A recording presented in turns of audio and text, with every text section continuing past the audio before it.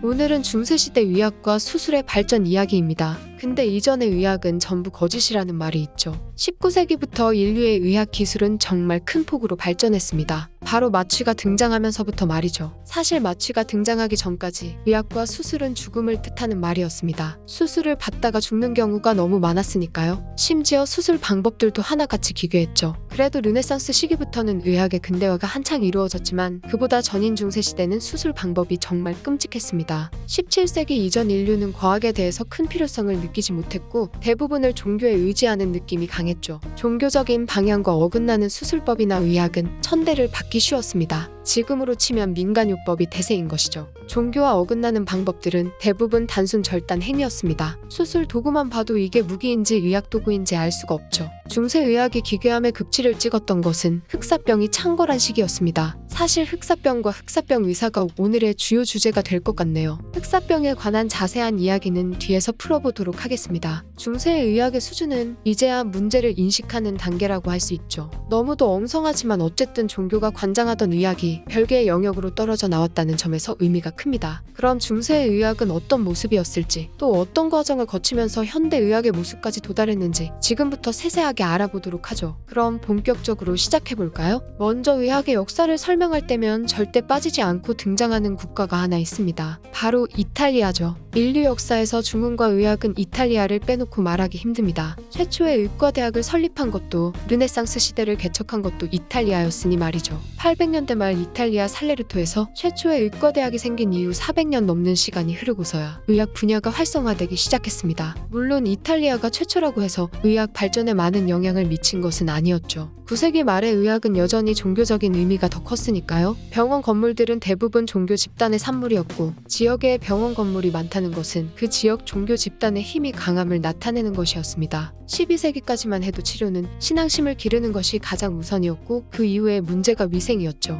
실질적으로 의학과 신학이 분리되기 시작한 것은 13세기 프랑스 몽펠리에 의과대학이 설립되었을 때부터였습니다. 정확히 표현하자면 외과와 내과로 나누어진 것이죠. 몽펠리에 의과대학은 인류의 의학을 비약적으로 발전시켰습니다. 사실 비약적인 발전이라고 해봤자 이론적으로 떠드는 것에 불과했지만 말이죠. 이 시기에 의학에서 집중할 것은 바로 수술의 등장입니다. 신체 부위를 절단하는 수술이 등장한 것이죠. 물론 방법은 너무도 끔찍했습니다. 환자를 움직이지 못하게 묶고 상처 부위를 절단한 뒤에 인두로 지지는 것이 수술이었죠. 특히 사람의 신체 구조도 제대로 파악하지 못하던 시기에 신체 부위를 절단해 치료한다는 생각은 그야말로 혁신이었습니다. 이 시기에는 어떻게 하면 사람의 신체를 효과적으로 절단할 수 있는지에 대한 연구가 대부분이었죠. 그렇기 때문에 당시에 등장한 수술 도구들은 조금 무섭게 생겼습니다. 다시 말해서 발전을 이루긴 했지만 아직은 원초적인 방식들이 전부였고 효과도 그닥 뛰어나지 못했죠. 무엇보다 절단을 위주로 하는 의학 기술은 많은 사람들에게 배척받기도 했습니다. 야만적이고 종교적인 교리 역시도 어기는 행동으로 여겨졌죠. 사람들도 많이 죽어나갔고요. 외과의사의 입지는 점점 낮아졌습니다. 여전히 종교적인 치료법이 대세였죠. 우리에게 익숙한 중세 의학의 모습은 14세기 후반부터 등장했습니다. 바로 흑사병의 창궐과 함께 말이죠. 흑사병은 인류사에 엄청난 영향을 끼쳤습니다. 사실상 르네상스가 열린 가장 큰 이유가 흑사병의 창궐이니 말이죠. 자세한 이야기는 다른 영상에서 풀어보기로 하고 오늘 흑사병에서 집중할 부분은 역병 의사들입니다. 역병 의사는 중세의학이라는 말을 들었을 때 가장 쉽게 떠올릴 만한 모습이죠. 너무도 익숙하지만 약간의 모순도 존재하는데 사실 우리에게 익히 알려진 역병 의사의 복장은 17세기에 만들어졌죠. 다시 말해서 흑사병 창궐 당시의 역병 의사들은 까마귀 가면이나 검은 코트를 착용하지 않았습니다. 아무튼 14세기 의사들은 흑사병의 원인을 알 방법이 없었죠. 일부에서는 대기의 오염이 병을 일으켰다는 나름 현실적인 이유를 들기도 했지만 대부분의 사람들은 흑사병을 하나님의 심판으로 여겼습니다. 중세 말기 사람들의 신앙심이 점점 옅어지면서 하나님이 화가 났다고 봤던 것이죠. 의사들은 흑사병을 고치려면 신앙심을 길러야 한다고 말했습니다. 의사의 말을 굳게 믿은 환자들과 그의 가족들은 종교 집회에 다시 참여했고 이런 행동은 악효과를 낳았죠. 뭐 그래도 여기까지는 양반인 케이스입니다. 몇몇 의사들은 흑사병 창고를 새로운 기회로 여겼죠. 부유한 환자 몇 명만 뜯어먹는다면 평생 먹고 살 돈을 벌어들일 수 있었으니 말입니다. 가족이 죽어가는 상황에서 의사의 지시를 무시할 사람은 없었죠. 물론 대부분의 의사들은 잘못된 방법이든 옳은 방법이든 환자들을 위해서 자신의 목숨마저 내놓으며 헌신했습니다. 어디까지나 몇몇의 가짜 의사들이 이런 짓을 벌였죠. 아무튼 인류는 흑사병을 끝내 이겨냈습니다. 피해는 막심했지만 인류가 완전하게 사라지지 않았으니 생물학적으로는 이겼다고 볼 수 있죠. 흑사병을 이겨낸 인류는 종교가 전염병으로부터 자신들을 구하지 못했다는 것을 느꼈고 중세의 야만성 역시도 뼈저리게 느꼈습니다. 이때부터 고대의 예술성으로 중세를 지워내기 위한 부흥운동이 시작되죠. 르네상스의 시대가 도래한 것입니다. 르네상스 시대에도 종교가 존재하긴 했지만 이전과는 사뭇 다른 역할을 수행했죠. 중요한 것은 종교와 의학이 정말 확실하게 분리되었다는 사실입니다. 이때부터 의학은 더욱 현실적인 방향으로 커져갔죠. 피순환을 돕는 치료법이나 상한 피를 뽑는 도구들이 등장하기 시작했습니다. 확실히 이전의 기술들보다는 전문적이어졌죠.